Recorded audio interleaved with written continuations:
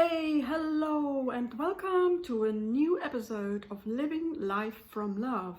I am Carolina Adjana Ma, and today I want to talk about the must-do thing. Number one, a really must-do thing if you are wanting to live your life from love instead of from living from your mind. And that must-do step and thing is, of course, stop giving your mind the power that it has had for eons of times. And most of us are not aware that we are actually doing it, because what the mind is telling us seems so real, and it seems the only reality there is, that we just follow it without questioning. And that's where everything falls down, really, That's when we are not in control of our life, and when we are just, letting it happen and telling ourselves, this is just how it is, I can't help it, I can't do anything about it. Oh, yes, you can, because you are the creator of your life when you are using your mind, using your thoughts and beliefs and intentions to create what you actually want to create. So, you might know certain examples, like, one of my clients' example was, so really wanting to be supported, if I only had support, then I could do this. And then, see, this is like a cycle, it's like a loop. It always, the same thought will come up again, because what it's seeing, the mind is seeing, there's no support, it's hard to do this task. And so, if only I had support, then I could do it. And then it comes on, the same story gets told many, many times during the day and during the week and during the months, and nothing changes. And if you become aware of that, and it might be the case, that you could do with some support, and that would help you a lot, but then the next step would be to actually ask yourself, so how can I get support? So rather than keep on telling the same story, ask the question, how can I get support? What is my next step I can do to actually get support? How can I support myself? Who in my environment could be maybe instantly supporting me? And if you haven't got that, then ask the question, who could support me? How could I get support? So you're carrying on, right? So you're not going around the circle, but you're going forward. So that's one example. Another example I had recently, and I it was because it's such a loop. I was always thinking, oh, I'm feeling blocked. I was kind of to do with procrastination and not feeling motivated. And I kept on saying, I'm feeling blocked somehow. I'm feeling blocked. So therefore, I keep on being frustrated in this procrastination mode. It was a loop, and I wouldn't get out of it because I was focusing on that thought. That thought was coming up, and I didn't notice that thought in itself is like a program or like a pattern. And I was looking for the block. What's the block here, But the block is saying the same old thing. I am blocked. That's the block. And because it was, it wasn't obvious. Somebody pointed out to me, said, "Oh, of course, and we need to become aware of what it is that we are looping, that is, what is the thought that you keep on saying? Write it out. This is what I want to give you as a homework. Really observe yourself so you become more powerful, and you take back your power from your mind when you become more observant, become more aware of what are you actually thinking all day long. And then look at it, what can I do about it? Like in the first example, there's something you can do about it. The second example, you can, become aware of it by writing it out and by, journaling, journaling all your thoughts. That's really, really helpful because we can't hear ourselves. And then there was another example is, you might be thinking, oh, I'm just not enough. So-and-so is doing it much better. They're already much further ahead and we started at the same time and I'm just not good enough. I can't do this thing. And so then you might repeat this thought, this belief, I'm not good enough. Or I'm not intelligent enough, or something like that. And then that's the belief, and you will keep on telling yourself the same belief. And that belief then needs to be deleted.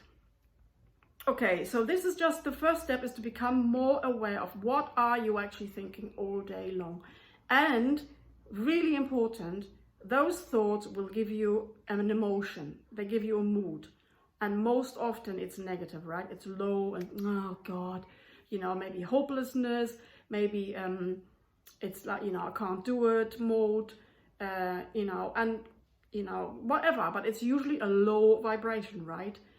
And you can change that. You don't have to go along with that by observing what's going on in your mind. Very, very important. Okay, so step number 1 is actually to choose, what do I want to think?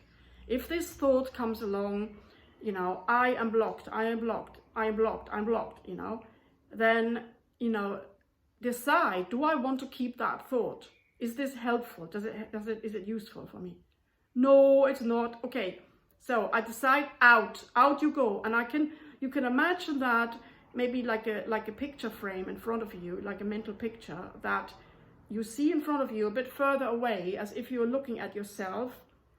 You are in that, with that thought, with that emotion, and then you just go out, you throw it out. You just imagine you throw it out into the universe, into the vortex of the universe, and just know, it's gone. So you throw it far away. And if it doesn't seem to happen, if nothing changed, do it again, and then do it again. Because, see, this is the important thing, to notice that the mind wants to hold on to those things. It thinks it has to do that because you put it there and you haven't deleted it before. So it thinks you want it. And the job it does for you, it keeps it for you, it holds it for you. So you need to tell the mind, actually, I don't want it. And you can even talk to your mind. Mind, I'm now just deciding to delete this belief or this thought. Out. And this is, the more you become, accustomed to this technique, the more you're using it, the more the mind will learn that you don't want to hold on to it. And really, you need to do that with every thought and belief that you don't want. And, this is just the start, right? So it's an ongoing journey, because there's millions and millions of thoughts that you don't want, that the mind has kept for you. So number 1, choose, what do I want to think? What do I want to focus on? And then, so you stop the mind, you stop the thoughts, and you delete them. You tell him it out, gone. So you retrain the mind, because the mind is meant to be your tool, It's not meant to be your controller or your creator or something, No, not at all. You are the creator, and you need to use your mind as your tool. So you tell it what you want to keep and what you don't want to keep. Because the beliefs are creating your reality. The thoughts that you're thinking all day are creating your emotions, are creating your mood, the mood you're in during the day. Those thoughts are also creating your reaction, If you are reacting quickly, if you flare up, and or if you're patient with other people, and if you can, think and you take back, you stop before you're reacting, and then you respond. And all those abilities, they are really, they are rooted in the ability of how much you can control your mind and how much you are the creator over your mind. Okay, so then the last step really is, when you do these steps, then you are becoming the conscious creator, and you're not allowing the mind to be creator anymore. So this is a vital step to do. It's a must-do step to do every day if you want to come out of your mind, and if you want to diminish the power your mind has over you, and if you want to come back to your heart and live more from the peace and the stillness and the love that you really are. If you're living from your mind, it's always all the time, and you will always be looking on the outside. You will always be telling the story of what you see, what the reality is for you and you keep on doing the same old thing. When you've come back to your heart and when you've deleted a lot of that mental stuff, there is less and less there that you even want to talk about. You become much more quiet. You are able to live in the now. You're able to just appreciate what's there.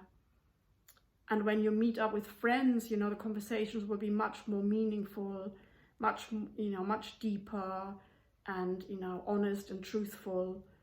And life will become so much more valuable and pleasurable and meaningful, than just living in the mind chatter that you're used to. So if this helped you, do subscribe. If you want more videos on living life from love, this is such an important topic now, because we are going into fifth dimensional living where there is only love, and we still need to choose that though. If we're not choosing that, then it's going to be hard for us. Okay, so give me a like, leave a comment. Maybe if you want to ask a question, please do. I'll be happy to answer it. And I see you again next Sunday. Bye for now.